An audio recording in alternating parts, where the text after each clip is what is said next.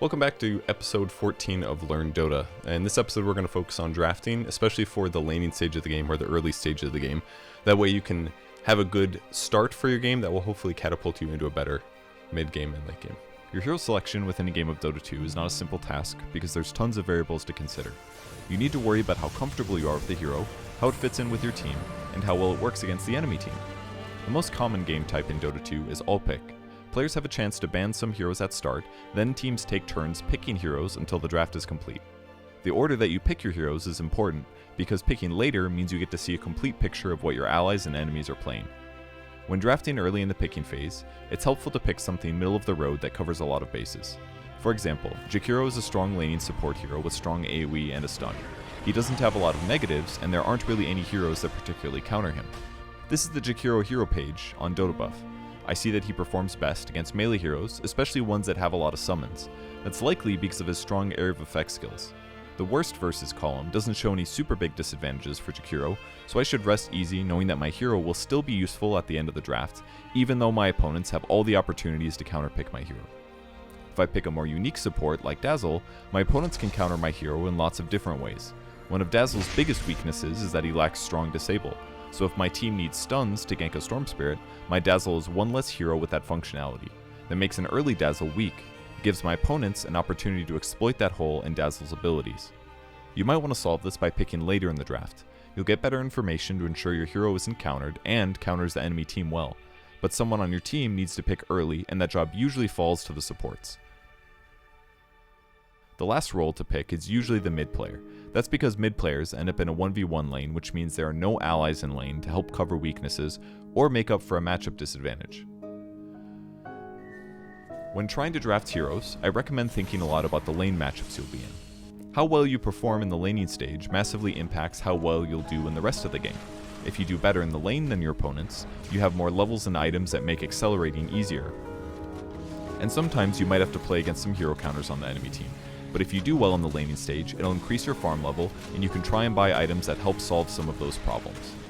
But that relief only happens if your laning game go well, so by picking heroes that are likely to lane well no matter the situation or opponent in lane, you're picking reliable heroes. Now, when you're looking at the picking screen trying to figure out what will fit, you should be guessing where the enemy heroes will go and what the lanes should look like. You should be putting your hero on the lane you want to lane in, and placing enemy heroes to guess the lanes they'll lane in. A simple thing to consider is making sure you're laning 2 melee heroes against 2 ranged. If you're more advanced, try to make sure that the enemy team doesn't lane 2 really strong laning heroes against a weak lane of yours.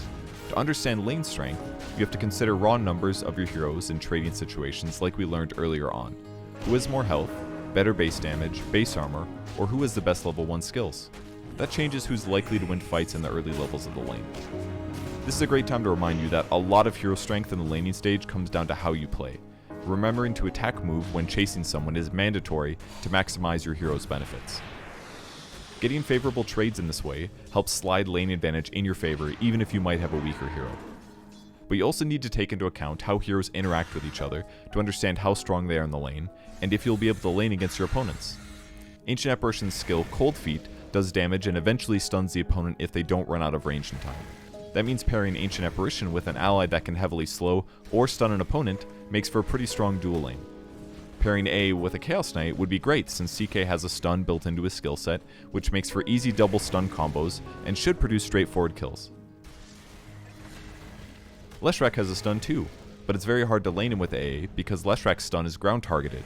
That means it's not very reliable for Leshrac to hit a stun on the enemy after Cold Feet is used. That'd make his dual lane more unreliable and less strong. Here's a classic dual lane, Crystal Maiden and Juggernaut. Juggernaut's Blade Fury does lots of damage in the early game, but he needs to stand near enemies for the full duration to get the kill. Crystal Maiden can supply that because she has multiple ways to slow and disable enemies, so they make for a pretty good pairing. Now let's consider our 2 strong dual lanes against each other. AACK versus Crystal Maiden Jug. This lane, at least for fights to the death, actually benefits the CM Jug lane a lot because of Jug's Blade Fury. When you activate Blade Fury, it dispels your hero and makes you magic immune for the duration. That means it removes Cold Feet and could even be used to dodge Chaos Bolt, assuming Jug presses spin in time. That means Jug could effectively nullify both of the spells that enemy heroes use. That's a huge trade advantage that gives him a better chance of scoring kills, getting gold advantage, and winning the lane with better items and levels. but while they have an advantage with spells, their base stats are weaker for trading. Crystal Maiden is super slow and pretty low damage, so she won't be able to harass as often as Ancient Apparition will, and Chaos Knight can generally lane a bit better than Juggernaut because of his better base stats and other skills. And if the AACK lane play it well, they'd much prefer to initiate their spells onto Crystal Maiden since she has worse stats and lower movement speed to escape the spell combos. Having strong dual lanes makes your lanes easier to execute, but you can always look for an opening by exploiting weaknesses or punishing mistakes your opponents make on positioning. Now, not every dual lane has to be about killing enemies and dominating the lane. Some heroes are slower and greedier, like Spectre or Anti-Mage. They can do some damage in lane, but their primary purpose is to get a lot of farm because their late game is much stronger than their early game. When picking to lane with those heroes, you should generally be more concerned about giving them a good early game with few deaths and lots of time to hit creeps. If I'm picking to cover those heroes, I want a very strong laning support like Jakiro, who can trade his mana and health to buy time for Anti-Mage.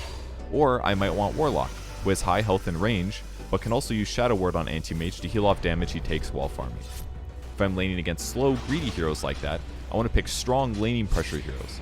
I want to harass the Spectre every time he goes for last hits, and I want to score a few kills in the laning stage to make his game hard. If you end up in a lane that's weak, and you feel like your opponents are going to be able to dominate you if you fight, there's a couple of things that you can do to try and make the laning stage easier. If the timing is right, stepping back as a support to pull is always helpful because some of the creeps will get denied and you'll get a small experience advantage. It'll also stack up your wave a bit, which means if you do end up fighting your opponents, you'll have more creeps fighting with you on your pushing wave. Just make sure you give your carry a heads up that you're stepping back to pull, or they might not play safe enough and get killed in lane. If you're in the off lane and the matchup seems difficult, you can cut creep waves if you have good AoE abilities. Heroes like Axe, Centaur, or Legion Commander are pretty good at cutting waves in this way. Cutting waves here means the enemy carry will get free farm under their tower, assuming they can last hit well under tower, but it also spreads out the enemy team if they want to kill you. It takes time for the carry to run from the creep wave to where you're cutting the wave, so it's harder for the carry and support to harass you together without missing a lot of golden experience. By doing this, you can guarantee you still get your golden experience, even if there's a scary counter in your lane. Another common play done in high-level games to avoid a dangerous lane is to drag creep waves. Dragging waves is similar to cutting creep waves, but is often done by the support in the lane. You have to walk to the enemy side of the map through the jungle and aggro the creep wave with you through the jungle. Make sure to attack the waves so they can see you when you run up cliffs. Dragging a wave all the way to your side of the map takes a lot of time, but the benefits are pretty big if you pull it off. The goal is to drag the wave to a safe space far on your side of the map where you can meet a new creep wave of yours. If you sit here and power deny while getting every last hit, you can deny entire waves of your creeps while securing all the golden experience. If enemies aren't nearby to contest, these denied creeps give no gold to the enemy team. That's a fully denied creep wave, which is better than pulling these days. So that's just a few ways to help solve some laning issues that arise by getting counterpicked. Or, issues that happen because you stupidly fed in lane too many times. But either way, keep these things in mind when you're picking your hero for the laning stage or trying to get more out of your lane. And that's it for episode 14 of Learn Dota. In the next and final episode of Learn Dota, we're going to focus on drafting for the mid and later stages of the game with a focus on team synergy so that you can have really strong drafts and catapult your team into easy victories. Thanks for watching.